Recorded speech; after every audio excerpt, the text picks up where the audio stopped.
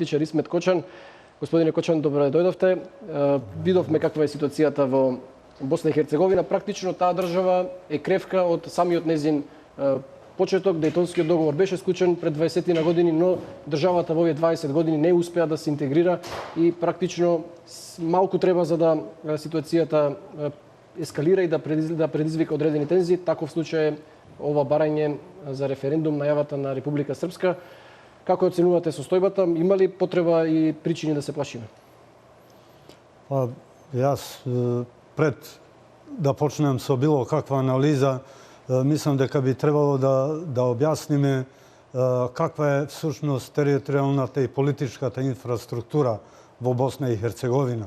Зашто убеден сум дека малкумина во Македонија разбираат навистина што се случува во Босна и Херцеговина. Босна и Херцеговина од секогаш беше комплицирана, дури како Југословенска република.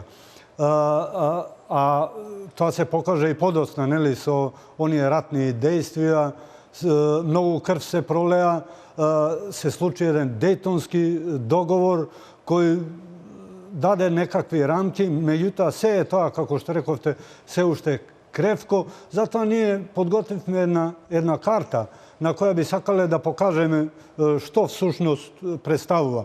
Овие надворешни граници што ги гледате, тоа е државата Босна и Херцеговина. Таа основа ги црпи основите од поранешната Југословенска република Босна и Херцеговина, а ова што е со плавите бои, тоа е Федерација на Босна и Херцеговина. Практично таа е создадена 1994 година со договор со кој беа запрени бошњачко-хрватските судири, а ова со црвено тоа е Република Српска, една творба создадена на 9 јануари 1992 година. Тоа е денот што бара сега да биде прогласен за ден на... Да, апсолутно. Тоа е прашањето за референдум. Денот на создавањето на Република Српска. Република Српска иначе го застапува српскиот entitет. Таа е меѓународно призната како ентитет.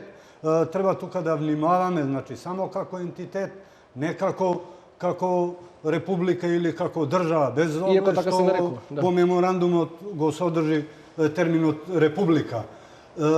И што би рекол, значи зошто е одбран 9 јануари? 9 јануари, освен што е ден на формирање, е и слава на Република Српска, тоа е Свети Стефан, и тоа е она нешто што може би им пречи на другите и што беше веројатно и основа врз која Уставниот суд со образложение дека тоа може да ги повреди чувствата на бошњаците кои навистина ги има некаде нешто испод 10% во Република Српска, дека би можело да ги повреди нивните чувства. Да, и дел од аргументите се дека тој датум ги подсетува на сите страдања што ги доживеа граѓаните на Босна и Херцеговина во 90-тите години.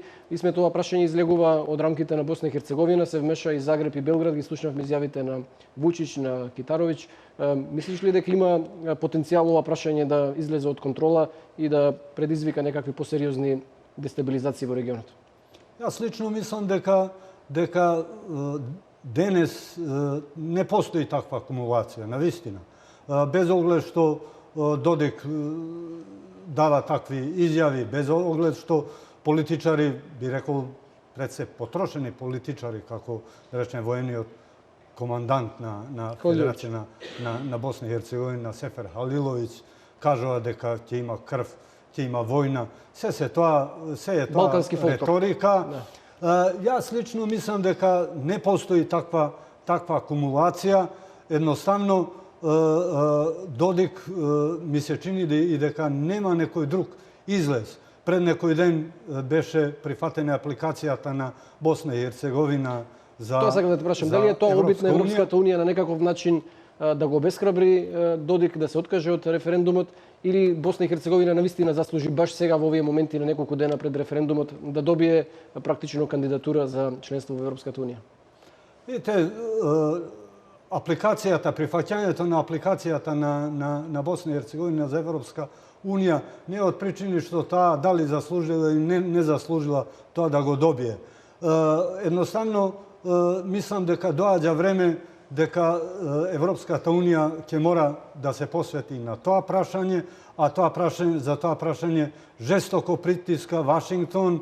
Не знам колку ви е познато, меѓутоа Вашингтон турка еден проект сите земји од Балканот, бивши членки на поранашна Југославија, вклучително Албанија, да бидат примени во Европска унија по една брза постапка, под еден план Б, како земји од втор ешалон. Така да, ја мислам дека прифаќањето на апликацијата на Босна и Херцеговина е дел од еден таков план на Вашингтон, кој, велам, жестоко притиска на Брисел да тргне во таа насока.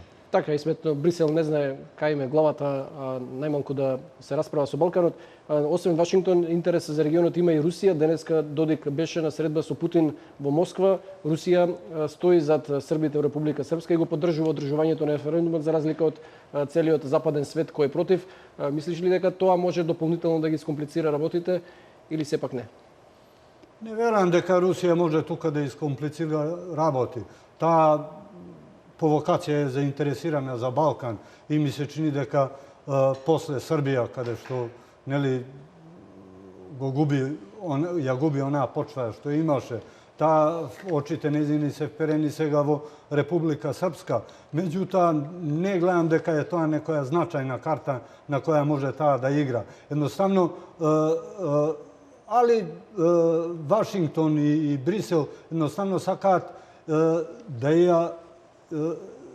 ја одземат и таа карта на Русија. Знаете што се случи во последно време? Дојде до повторно зближување помеѓу Турција и Русија. Сега еве Додик најавува... Ердоган е најпопуларен политичар во Босна. Па да, тука постои некоја органска врска. Меѓутоа, ја мислам дека не ќе може во таа насока да се развиваат настаните, поготово да има некоја жестока ескалација. Мислиш ли дека србите ќе го откажат референдумот или во недела треба да одиме во Република Српска и да присуствуваме таму на тој ден? Па видите, досега Додик 6 пати рамно најавуваше референдуми и никогаш тоа не го исполни. Меѓутоа, јас не би смел да се заклонам дека во недела тие нема да излезат на референдум, затоа што едноставно Додик као политичар, знаете, за него вела дека е стабилен политичар во нестабилен регион. И тој едноставно сака да ја дефокусира јавноста од сериозните проблеми кои ги има дома. Значи има големи социјални проблеми, има корумпирана администрација, има голема стапка на невработеност. Едноставно тој нешто мора да направи, а од друга страна ете со апликацијата и евентуалниот американски план за колективно влегување на овие балкански земји во Европска унија го избива оној адут негов со кој тој се сметаше како представник на една српска филијала во Босна и Херцеговина. Едноставно, ако се случи да овие земји влезат во Европска унија, макар и под рамка на втор ешалон, секаков сон на Република Српска за отцепување би бил безпредметен. Ако му било целта да ги крене тензиите и да го одвлече вниманието, успеал во таа цел Исмет. Практично цел Балкан е преокупиран со ова прашање. Ти благодарам многу за учеството во емисијата. Јас ви благодарам. Како што реков, целиот Балкан е ангажиран